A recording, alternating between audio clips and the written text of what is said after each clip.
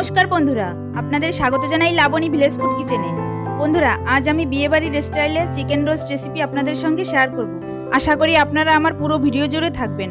আমার এই ভিডিওটি দেখতে লাবণী ভিলেজ ফুড কিচেন চ্যানেলটি ভিজিট করুন।